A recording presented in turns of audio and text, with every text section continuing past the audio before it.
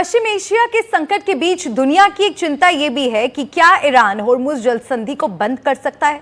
Iran के दक्षिण में होर्मुज जल संधि फारस की खाड़ी और ओमान की खाड़ी को जोड़ती है। जहां यह सबसे संकरी है वो जगह करीब 33 किलोमीटर चौड़ी है। ईरान की संसद ने अमेरिकी हमलों के बदले के तौर पर होर्मुज जल संधि को बंद करने का प्रस्ताव पास किया है, लेकिन इस पर आखिरी फैसला ईरान की सुप्रीम नेशनल सिक्योरिटी काउंसिल को लेना है।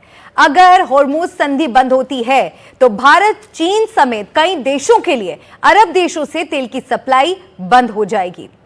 दुनिया में कच्चे तेल और प्राकृतिक गैस के दाम वैसे भी इस साल के सबसे ऊंचे स्तर के करीब पहुंच गए हैं। अंतर्राष्ट्रीय बाजार में ब्रेंट क्रूड के दाम आज 78.1 अमेरिकी डॉलर प्रति बैरल पर पहुंच गया है। 13 जून को जब इजराइल ने ईरान पर हमला किया उस समय 74.2 डॉलर प्रति बैरल थे। उधर नेचुरल गैस के दाम में भी इजराइल के हमलों के बाद से तेजी आई है। आज नेचुरल गैस 3.88 डॉलर पर मिलियन BTU पर पहुंच गए। साफ है दुनिया के सामने तेल संकट बढ़ने जा रहा है।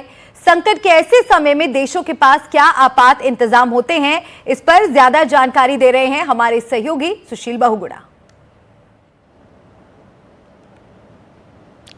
शुक्रिया। पश्चिम एशिया का ये बड़ा संकट पूरी दुनिया को मथने जा रहा है और इसमें जो सबसे चिंता की बात है वो ये कि दुनिया के तमाम देशों के सामने कच्चे तेल यानी पेट्रोलियम का संकट खड़ा हो सकता है। ऐसे ही संकटों से निपटने के लिए दुनिया के कई देश अपने यहां स्ट्रैटेजिक पेट्रोलियम रिजर्व्स रखते हैं। कुछ वैसे ही जैसे संकट के दिनों के लिए हम और आप कुछ पैसा बैंक में बचाकर रखते हैं ताकि जरूरत पर काम आए। भारत जैसे देश की जरूरत का पेट्रोलियम अगर रखना हो तो इसके लिए कितनी जगह की जरूरत होगी, आप सोच कर देखिए। इसके लिए सिर्फ तेल के बड़े बड़े कंटेनर्स और गोदामों के भरोसे नहीं रहा जा सकता। यह भरोसा धरती से मिलता है। कई लोग शायद न जानते हो कि भारी मात्रा में कच्चे तेल को सुरक्षित रखने के लिए दुनिया के देश जमीन के नीचे बनी कुदरती गुफाओं का सहारा लेते हैं, जिन्हें पुख्ता कर उन्हें पेट्रोलियम के भंडार के लिए तैयार किया जाता है। ये जो तस्वीरें आप देख रहे हैं ये ऐसे ही जमीन के नीचे बने ऑयल के रिजर्व्स की हैं जो गुफाओं में बने हैं। मजबूत चट्टानों के बीच ये गुफाएं इन हाइड्रोकार्बन्स के भंडार को रखने का सबसे सुरक्षित तरीका है। ये जो तस्वीर आप देख रहे हैं ये भारत की हैं जो कच्चे तेल के रिजर्व भंडारों से जुड़ी हैं। इसके लिए भारत में एक संस्थान है जिसका नाम है Indian strategic petroleum reserves limited यानी ISPRL। ये संस्थान पेट्रोलियम और प्राकृतिक गैस मंत्रालय के तहत आने वाले ऑयल इंडस्ट्री डेवलपमेंट बोर्ड का हिस्सा है जो इन गुफाओं में तेल के रणनीतिक भंडार को बनाए और बचाए रखने का काम करता है। 1998 में तत्कालीन वाजपेयी सरकार के दौरान देश की ऊर्जा सुरक्षा के लिए स्ट्रेटेजिक पेट्रोलियम रिजर्व बनाने का विचार रखा गया था, लेकिन इस पर काम 2005 में मनमोहन सरकार के दौर में शुरू हुआ। 90 के दशक में खाड़ी युद्ध के दौरान भारत एक भयानक ऊर्जा संकट झेल चुका था जब भारत के पास बस 3 दिन का तेल रिजर्व बचा था। दुनिया के कई देशों जैसे अमेरिका के टेक्सास और लुइसियाना में जमीन के नीचे नमक की बड़ी बड़ी गुफाओं यानी सॉल्ट कैवर्न्स को भी कच्चा तेल स्टोर करने के लिए इस्तेमाल किया जाता है। इन गुफाओं के नमक को पानी में घोला जाता है, पानी डालकर, और फिर पंप के जरिए ये पानी निकाल लिया जाता है। खाली जगह को मजबूत कर तेल भंडारों के लिए इस्तेमाल किया जाता है। भारत में राजस्थान और गुजरात में ऐसी नमक की गुफाएं हैं, लेकिन अभी उनका इस्तेमाल तेल के भंडारण के लिए नहीं हुआ है। ये जो हम आपको तस्वीरें दिखा रहे हैं ये हम आपको बताने जा रहे हैं कहां है। भारत में फिलहाल कच्चे तेल के रिजर्व का भूमिगत स्टोरेज 3 जगहों पर है। यह है आंध्र प्रदेश में विशाखापट्टनम और कर्नाटक में मैंगलोर और पाडूर। विशाखापट्टनम में 1 करोड़ बैरल की क्षमता है तेल भंडारण की, मैंगलोर में 1.1 करोड़ बैरल और पाडूर में 1.8 करोड़ बैरल स्टोरेज की क्षमता है, यानी कुल 3.9 करोड़ बैरल। जरूरत को देखते हुए सरकार ने 2 नए स्ट्रेटेजिक पेट्रोलियम रिजर्व सरकार बनाने जा रही है।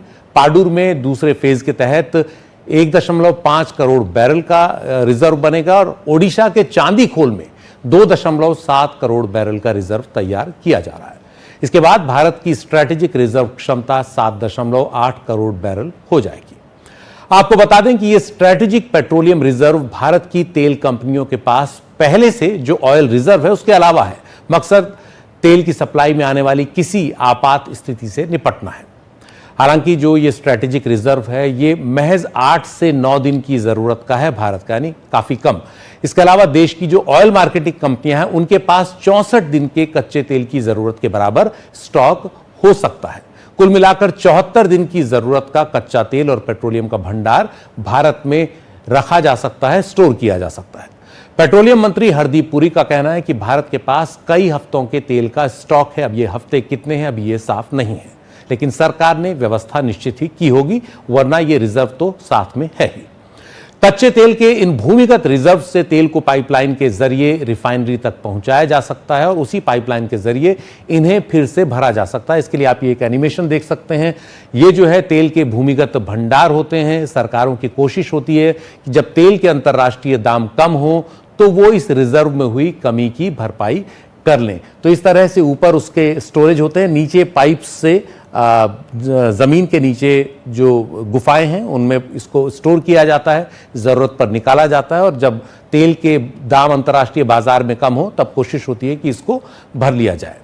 लेकिन आपात स्थिति में ही इस रिजर्व का इस्तेमाल होता है। सवाल अब यह है कि कच्चे तेल को इस तरह रिजर्व रखने की जरूरत सबसे पहले कब महसूस हुई? तो यह भी 5 दशक पहले पश्चिम एशिया के एक संकट से ही जुड़ा है। 1973 में इजराइल और अरब देशों के बीच एक युद्ध हुआ जिसे योम किपुर युद्ध के नाम से जाना जाता है। तब अमेरिका द्वारा इजराइल की मदद के लिए आने पर अरब देशों ने तेल की सप्लाई घटा दी थी। इससे अंतर्राष्ट्रीय बाजार में तेल के दाम बढ़ गए। इसे 1973-74 का ऑयल शॉक कहा जाता है। इसके बाद अमेरिका ने सबसे पहले अपना ऑयल रिजर्व तैयार किया, उसे यह जरूरत महसूस हुई। ऑयल रिजर्व रखना अमेरिका के अलावा बाकी देशों ने भी शुरू किया। 1974 के एक संधि के तहत इंटरनेशनल एनर्जी एजेंसी IEA का गठन हुआ। अमेरिका समेत कुल 30 देशों ने 90 दिन का कच्चा तेल और अन्य पेट्रोलियम उत्पादों का रिजर्व रखने का फैसला किया। IEA ने उनको ये सलाह दी।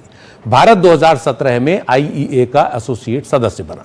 नवंबर 2021 में भारत समेत कई देशों ने अपने इन रणनीतिक तेल भंडारों का उस समय इस्तेमाल किया था जब रूस और सऊदी अरब की अगुवाई में तेल उत्पादक देशों के संगठन ओपेक प्लस ने मिलकर तेल के उत्पादन को घटाने का फैसला किया था।